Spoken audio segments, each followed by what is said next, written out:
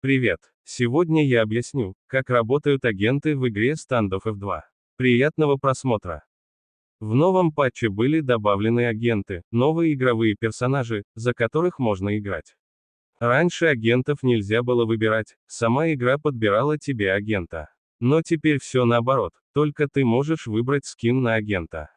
Сейчас расскажу, как выбрать агента в меню, заходим в инвентарь, дальше. Настройки агента и там будет выбор агентов.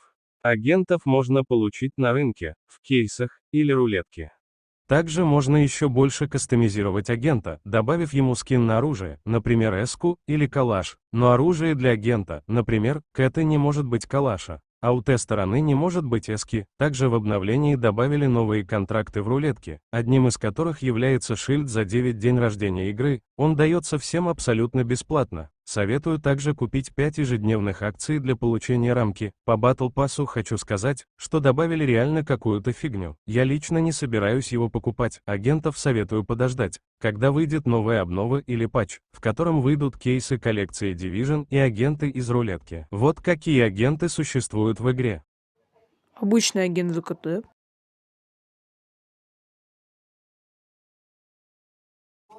Варден.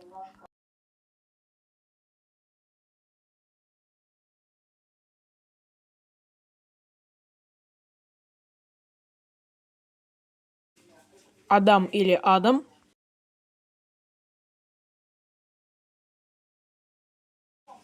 Марко.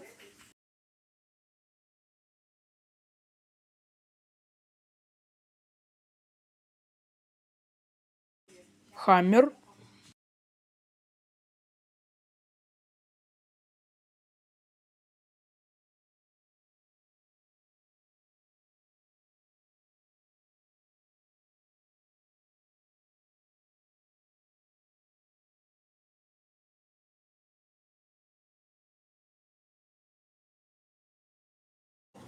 Рейс.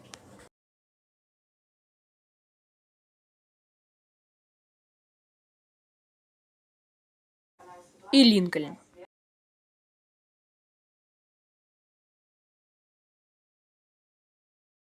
Я хочу сказать, что, конечно же, потом агентов будет больше, но это пока что первые агенты, которые добавили в игру. И я считаю, нужно поблагодарить разработчиков за то, что хотя бы есть уже первые агенты. В дальнейшем, я думаю, будет еще намного больше агентов. Это как бы уже большой прорыв, то, что в игре появляются скины не только на оружие, как ножи. Все началось с того, что начали добавлять сначала на оружие, потом на ножи, потом уже на гранаты и теперь на агентов. То есть это очень большой прорыв для игры, развитие игры. По скинам. Какие сейчас скины будут расти, которые можно будет трейдить потом? Советую брать, наверное, сейчас гранату, а именно, да, в принципе, любые гранаты, кроме смог гранаты, потому что гранат сейчас очень мало, уже по сравнению с тем, сколько их было раньше. И гранаты можно будет получить только из кейсов с рынка. А мало кто будет покупать кейсы с рынка и выбивать их. Поэтому советую вкладываться сейчас в гранат. Из кейсов, наверное, посоветую Furious и Rival кейсы. Потому что, ну, это сейчас одни из доступных кейсов. Точнее, контейнеров. Ну, они относятся к классу кейсов, ну ладно. Они доступны, они растут. Хорошо, растут в сезонах.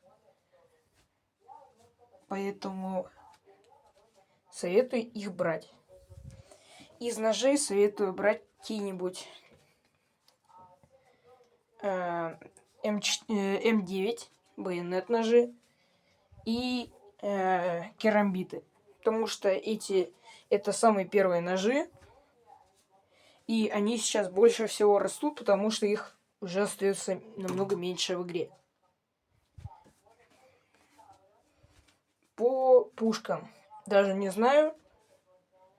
Скорее всего, это какие-нибудь старые пушки из коллекции, например, Rival, Furious, Origin. Ну, на Origin, может, не у всех хватит. Поэтому лучше ориентироваться на Furious и Rival коллекции. Также, ну, в общем-то, и все. Потом в следующем видео, возможно, покажу сет красный, который недорогой относительно, с несколькими ножами. Он укладывается в 10 тысяч голды. Ну, то есть, это, можно накопить, в общем-то. Это не очень сильно большая сумма.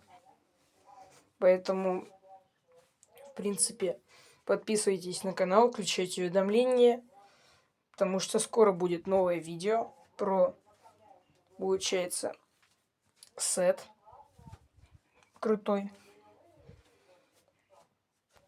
Поэтому подписывайтесь, ставьте лайки.